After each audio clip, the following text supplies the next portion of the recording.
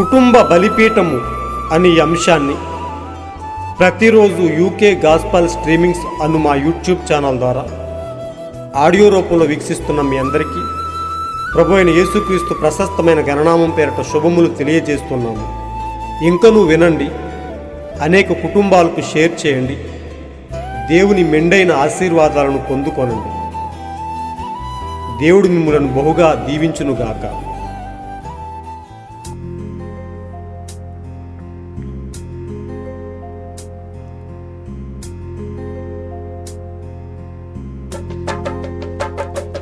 యేసయ్యా అద్వితీయ సత్యదేవుడా, నిత్యము నిన్నే కొలుతురా, నిత్యము నిన్నే కొలుతురా. అదృశ్య దేవుని సంపూర్ణ స్వరూపమా, నిత్యము నిన్నే కొలుతురా. అదృశ్య దేవుని సంపూర్ణ స్వరూపమా, నిత్యము నిన్నే కొలుతురా, నిత్యము నిన్నే కొలుతురా. యేసయ్యా అద్వితీయ సత్యదేవుడా, నిత్యము నిన్నే కొలుతురా, నిత్యము నిన్నే కొలుతురా. ఒక కుటుంబ బలిపీఠం వాల్యూమ్ 1 నుండి 99వ రోజు, ఏప్రిల్ 9వ తేదీ. అంశము 3 మడతల దేవుని ఉద్దేశ్యం. ఒక వాక్య భాగాన్ని మనం చదువుదాం. కొలస్సీ 1వ అధ్యాయము 15వ వచనం నుండి 18వ వచనం వరకు. ఆయన అదృశ్య దేవుని స్వరూపి అయి సర్వ సృష్టికి ఆది సంభూతుడు అయి ఉన్నాడు. సర్వమును ఆయన యందు సృజింపబడిను, సర్వమును ఆయన ద్వారాను ఆయనను బట్టి సృజింపబడిను. ఆయన అన్నిటికంటే ముందుగా ఉన్నవాడు, ఆయనే సమస్తమునకు ఆధారభూతుడు. సంగమను శరీరమునకు ఆయనే శిరస్సు. ఆయనకు అన్నిటిలో ఆది అయ్యుండి మృతులలో నుండి లేచుటలో ఆది సంభూతుడాయను. ఈ అంశము కొరకు కొంత వర్తమాన భాగాన్ని మనం చదువుకుందాం. గమనించండి, దేవుడు జగదుత్పత్తికి ముందే తన గొప్ప రహస్యమగు మర్మంలో ఆయన దానిలో 3 మడతల ఉద్దేశాన్ని కలిగి ఉన్నాడు. మరి ఇప్పుడు మనం ఈ ఉదయం ఏమి చెప్పాలనుకుంటున్నామో ఆ 3 మడతల ఉద్దేశం ఏమిటి? చూడండి, ఇప్పుడు నేను నమ్ముతున్నాను, దేవుని సహాయంతో ఎవరు ఉన్నారు? ఆయన దానిని మనకు చూపిస్తాడు.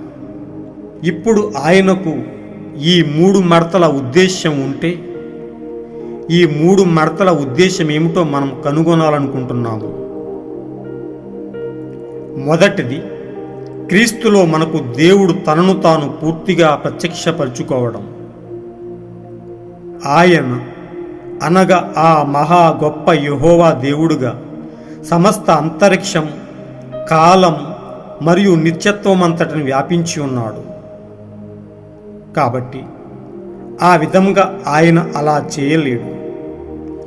ఆయన చాలా గొప్పవాడు. అందుచేత ఆయన మానవులకు బయలుపరచబడాలంటే అది చాలా నిగూఢంగా ఉంటుంది. కానీ ఆయన ఏం చేయాలనుకున్నాడంటే ఆయన పితృత్వాన్ని ప్రేమించాడు. ఎందుకంటే ఆయన ఒక తండ్రి. ఆయన పితృత్వాన్ని ఆయన వ్యక్తపరచడానికి ఉన్న ఏకైక మార్గం ఒక కుమారుడిగా, ఒక మానవుడిగా మారడమే. అందుకే యేసు ఎప్పుడు మనుష్య కుమారుడని చెబుతూ ఉండేవాడు. చూడండి, ఆయన ఏమి చెబుతున్నాడో చాలామందికి తెలియదు. కానీ ఇప్పుడు మీకు అర్థమైందా? సంఘం ఆమేన్ అని చెబుతుంది. చూసారా, ఆయన తనను తాను వ్యక్తపరచాలనుకుంటున్నాడు.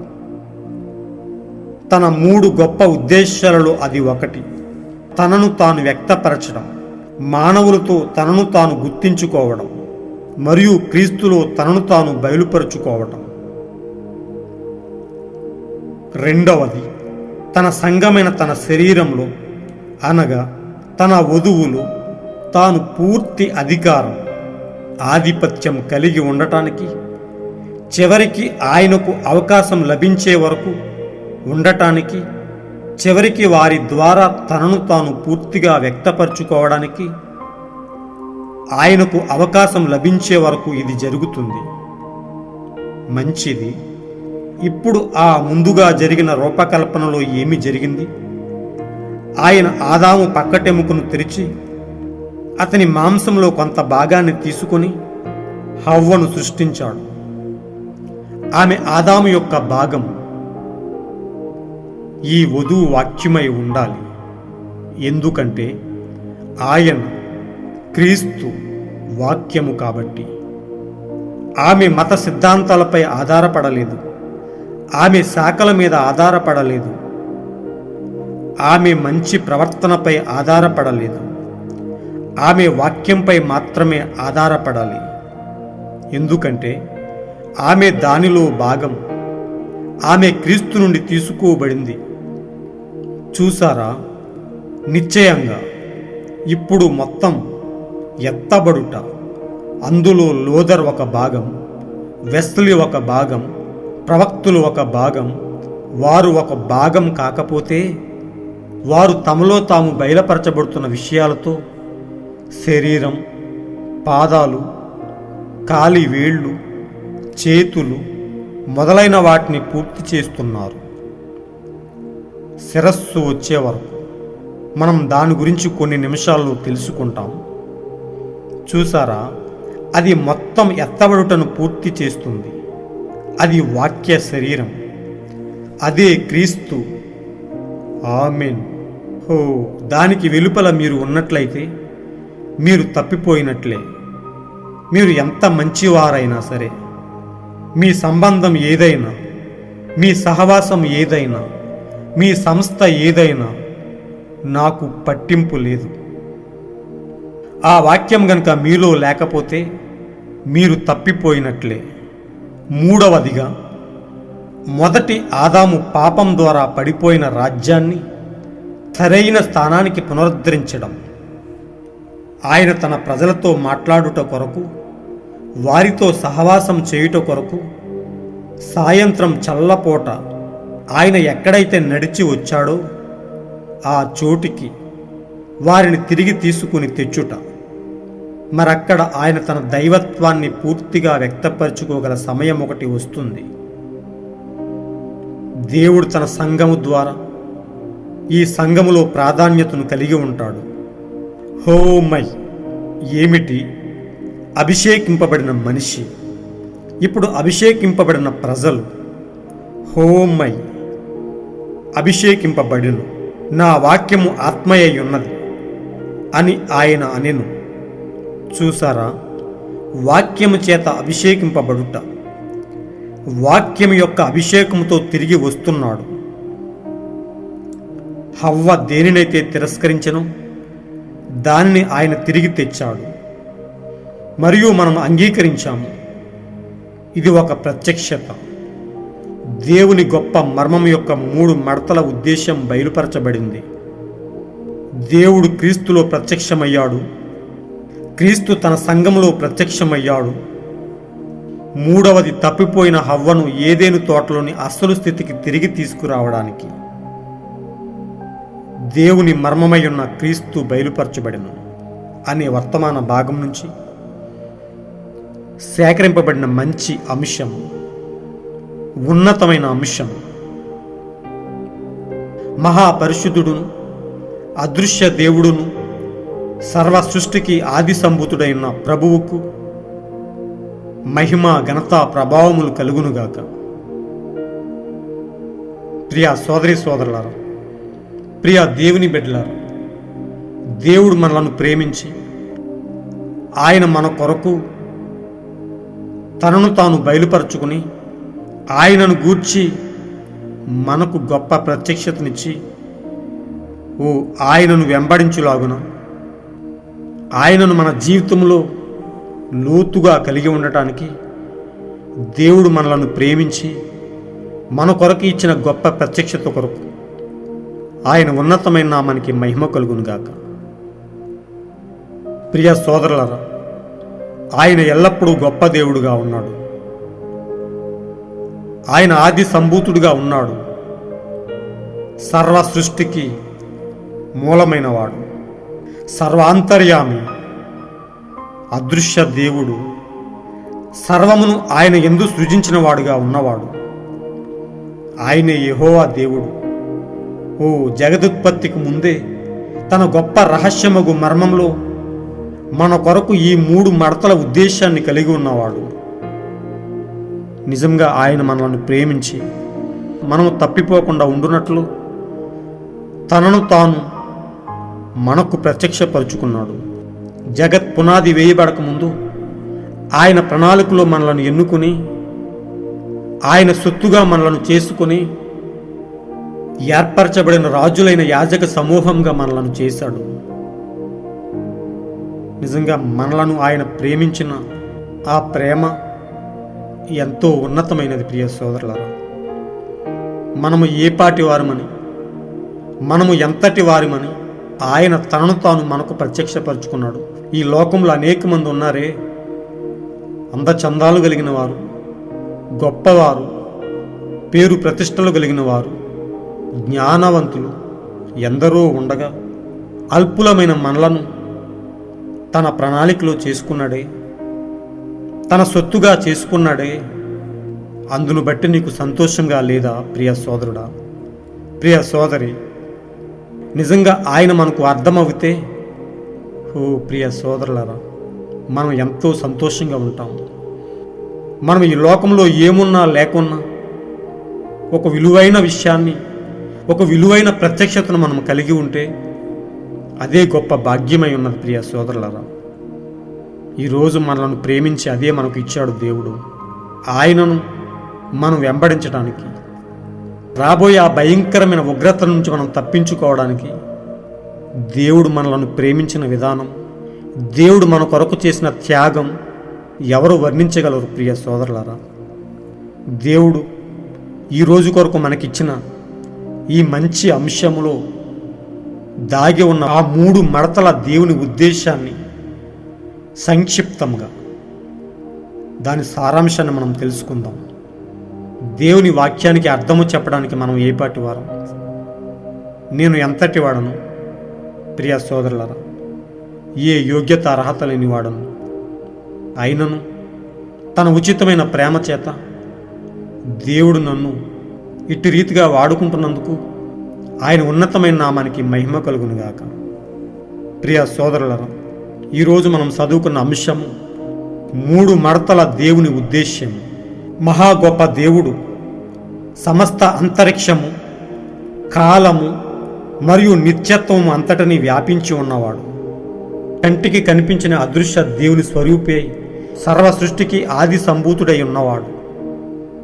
ప్రియ సోదరులారా, ఆయన ఆదిలో గొప్ప వెలుగుగా ఉండి ఆత్మస్వరూపి అయి ఉన్నవాడు.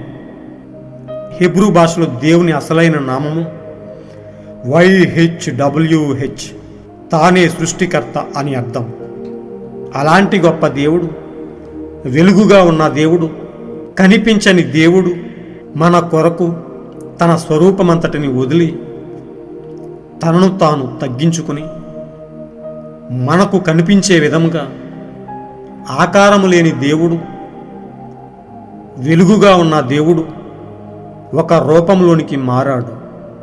కనిపించని దేవుడు కనిపించే విధముగా రూపము దిద్దుకోవటమే లోగోస్ లేదా థియోఫనీ అని మనం పిలుస్తూ ఉన్నాం.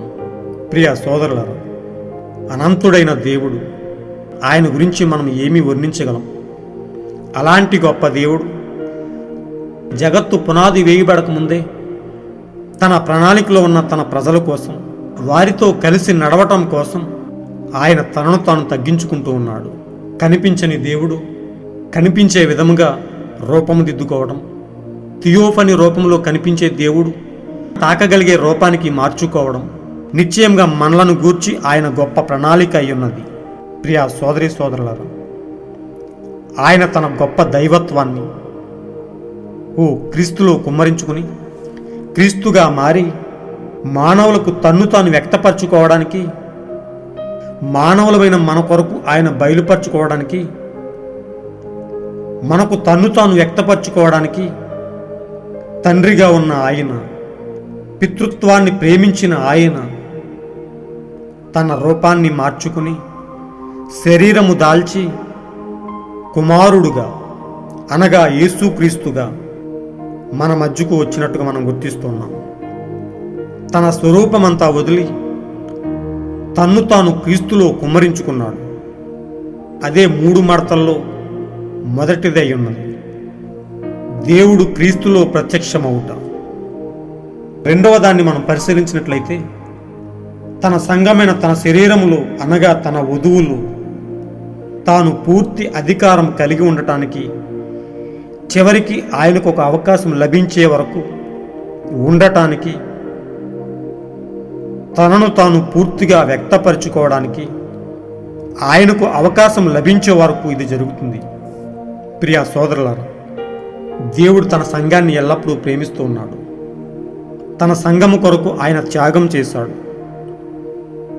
ఆది సంభూతుడైన దేవుడు, ఆత్మస్వరూపిగా ఉన్న దేవుడు శరీరము దాల్చి తన ప్రియమైన ప్రజలు, తన ప్రియమైన వధువు నశించిపోకుండా ఉండునట్లు ఆయన త్యాగము చేసి రక్తము కార్చి మనలను ప్రేమించాడు. ఆయన తన సంఘంపై పూర్తి ఆధిపత్యం లభించే వరకు ఆయన ఎదురుచూస్తూ ఉన్నాడు, ప్రేమతో తన సంఘాన్ని ఏలటం కొరకు. ఈరోజు వధువు ఆయన ఏలే గొప్ప స్థితికి రావాల్సి ఉన్నది. ఆయనలో మనం భాగమవ్వాల్సి ఉన్నాం. ఆయన సంఘంపై ఆధిపత్యం చేయడానికి ఆయన ఎదురు చూస్తూ ఉన్నాడు. మనము పూర్తిగా ఆయనకు లోబడటానికి, మనము పూర్తిగా వాక్య రూపంలోనికి మారవలసిన వారమై ఉన్నాం. ఇక్కడ ప్రవక్త అంటాడు, ఆయన ఆదాము పక్కటెముకను తెరిచి అతని మాంసంలో కొంత భాగాన్ని తీసుకుని హవ్వను సృష్టించాడు. ఆమె ఆదాము యొక్క భాగం. అలాగే ఈరోజు వధువుగా సిద్ధపడుతున్న మనము ఆయన వాక్యమై ఉండాలి. ఎందుకనగా క్రీస్తు వాక్యమై ఉన్నాడు.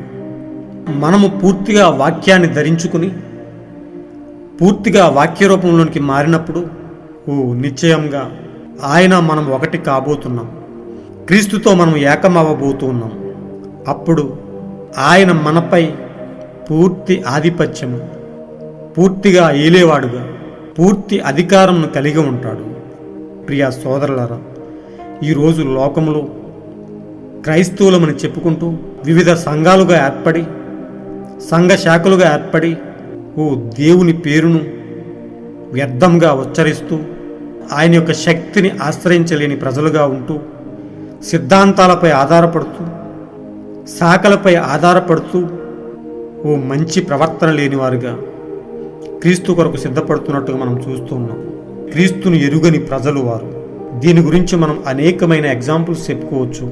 అహశ్వరేసు రాజు కొరకు ఆ కన్యకులు సిద్ధపడుతున్నట్టే ఈరోజు లోకంలో అనేకమైన సంఘాలు క్రీస్తు కొరకు సిద్ధపడుతూ ఉన్నాయి. కానీ పూర్తిగా వాక్యానికి లోబడి హేగే అలంకరిస్తున్న దానికి తల వంచి రాజు అలంకరణకు లోబడటం ఎస్తేరు యొక్క గొప్ప గుణలక్షణమై ఉన్నది.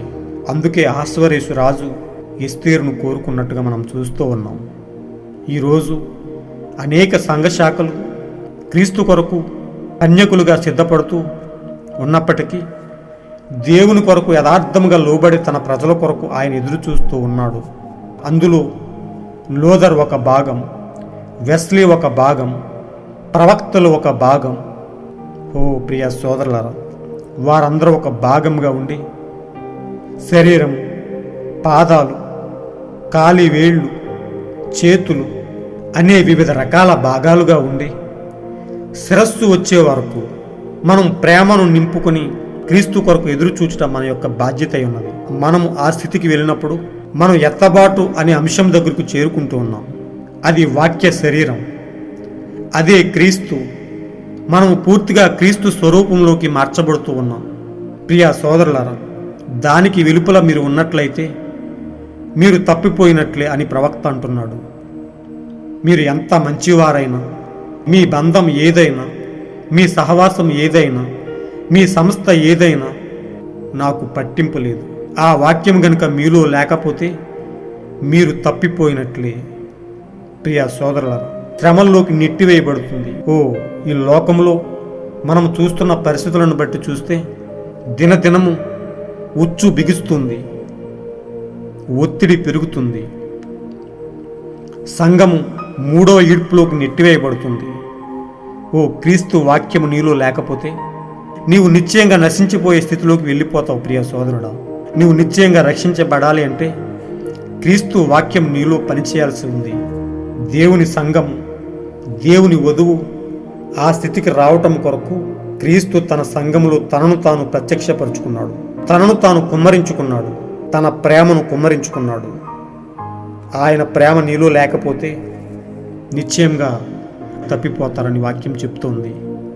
ఆయన ప్రేమను మనలో కుమ్మరించుకోవడమే, క్రీస్తు తన దైవత్వమంతా వధువులో కుమ్మరించుకోవటమే రెండవ మడత అయి ఉన్నది. మూడవ దానిని మనం పరిశీలిస్తే, మొదటి ఆదాము పాపం ద్వారా పడిపోయిన రాజ్యాన్ని సరైన స్థానానికి పునరుద్ధరించడం.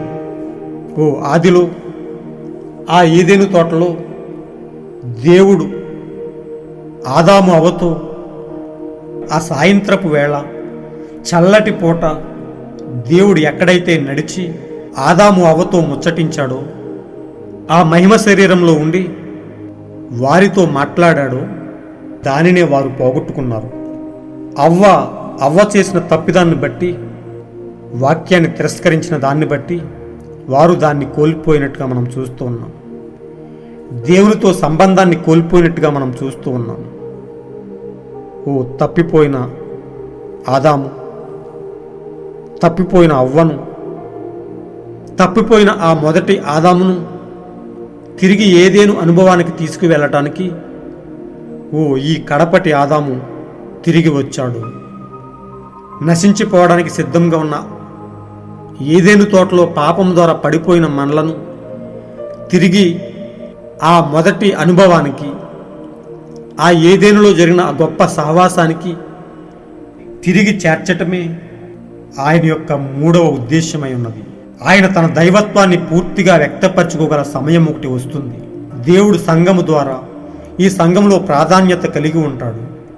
ప్రియ సోదరులారా, అలాంటి స్థితికి చేరుకున్న మనలను, అలాంటి ఏదేను అనుభవానికి తిరిగి మనం చేరుకున్నట్లయితే తిరిగి మనము ఆయనతో ముచ్చటించబోతూ ఉన్నాం. ఆయనను తాకగలుగుతాం, ఆయనతో ఆనందంగా గడపగలుగుతాం. మనం పోగొట్టుకున్న ఆ మహిమనంతటిని తిరిగి దేవుడు మనకు పునరుద్ధరించడానికి దేవుడు మన కొరకు కలిగి ఉన్న 3 ఉద్దేశాలను ఈరోజు మనం సంక్షిప్తంగా తెలుసుకున్నాం. ఆయన కలిగి ఉన్న 3 మడతల ఉద్దేశం అదే అయ్యున్నది. ఆదిలో పడిపోయిన ఆదాము అవ్వల స్థితి నుండి, ఆదిలో పోగొట్టుకున్న దేవుని యొక్క గొప్ప సహవాసం నుండి తిరిగి మనలను అనేక అంశముల ద్వారా అనేక మంది ప్రవక్తలను పంపి తన వధువును, తన ప్రజలను ఆయన పునరుద్ధరించుకుంటూ ఉన్నాడు.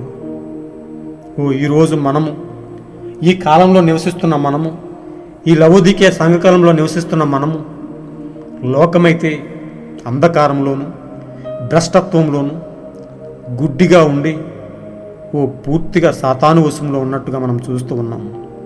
అయితే మన పట్ల దేవుడు ప్రేమను కలిగి, దేవుడు మనతో సహవాసం చేయడానికి తిరిగి మనలను ఆ ఉన్నతమైన ఆనందకరమైన తన గొప్ప సహవాసంలోకి, తిరిగి మనలను ఆ వెలుగులోకి ఆయన మనలను తీసుకుని వెళ్తూ ఉన్నాడు. అలాంటి గొప్ప దినము కొరకు యథార్థముగా సిద్ధపడుతూ, దేవునితో ఎల్లప్పుడూ పెనవేసుకుంటూ, వాక్యాన్ని ఎల్లప్పుడూ మనం అన్వయించుకుంటూ, దేవుని కొరకు యథార్థముగా ఉండి, దేవుని కొరకు కనిపెడుతూ, మెలకువగా ఉండి ప్రార్థిస్తూ, మరి ఎక్కువగా ఆయనతో సహవాసం చేస్తూ మనం పూర్తిగా ఆయనకు సమర్పించుకోవలసిన వారమై ఉన్నాం. మనము ఆయన కొరకు సంసిద్ధంగా ఉండవలసిన వారమై ఉన్నాం. అందుకొరకు మనము స్థిరమైన భక్తి కలిగి, స్థిరమైన విశ్వాసాన్ని కలిగి, క్రీస్తు కొరకు ఎల్లప్పుడూ సిద్ధంగా ఉందాం. ఎత్తబాటు వరకు స్థిరంగా ఉందాం.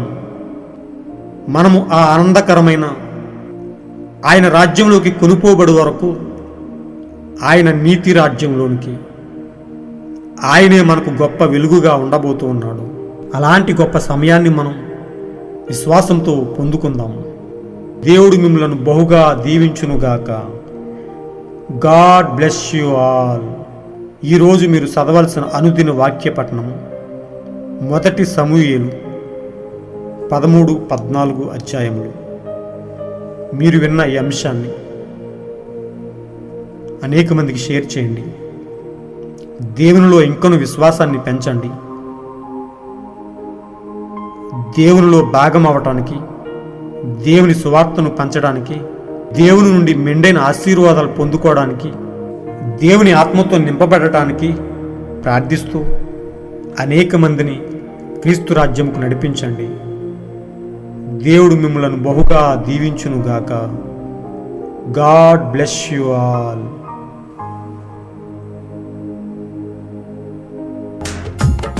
సర్వ సృష్టికి నీవు ఆది సంభూతుడవు. సర్వము నీ వలనే కలిగెన యేసయ్యా. సర్వ సృష్టికి నీవు ఆది సంభూతుడవు. సర్వము నీ వలనే కలిగెన యేసయ్యా. ఆది సంభూతుడా, ఆశ్చర్యకరుడా, ఆది సంభూతుడా, ఆశ్చర్యకరుడా, అదృశ్య దేవుని సంపూర్ణ స్వరూపమా, నిత్యము నిన్నే కొలుతురా, నిత్యము నిన్నే కొలుతురా యేసయ్యా. అద్వితీయ సత్యదేవుడా, నిత్యము నిన్నే కొలుతురా, నిత్యము నిన్నే కొలుతురా.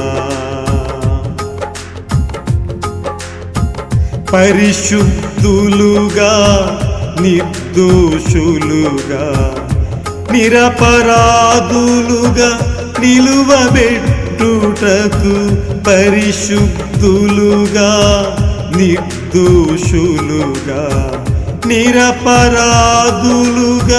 నిలువబెట్టుటకు బలి అయినావా, వెలి అయినావా, బలి అయినావా, వెలి అయినావా. అదృశ్య దేవుని సంపూర్ణ స్వరూపమా, నిత్యము నిన్నే కొలుతురా, నిత్యము నిన్నే కొలుతురా యేసయ్యా. అద్వితీయ సత్యదేవుడా, నిత్యము నిన్నే కొలుతురా, నిత్యము నిన్నే కొలుతురా. అదృశ్య దేవుని సంపూర్ణ స్వరూపమా, నిత్యము నిన్నే కొలుతురా, నిత్యము నిన్నే కొలుతురా యేసయ్యా. అద్వితీయ సత్యదేవుడా, నిత్యము నిన్నే కొలుతురా, నిత్యము నిన్నే కొలుతురా, నిత్యము నిన్నే కొలుతురా.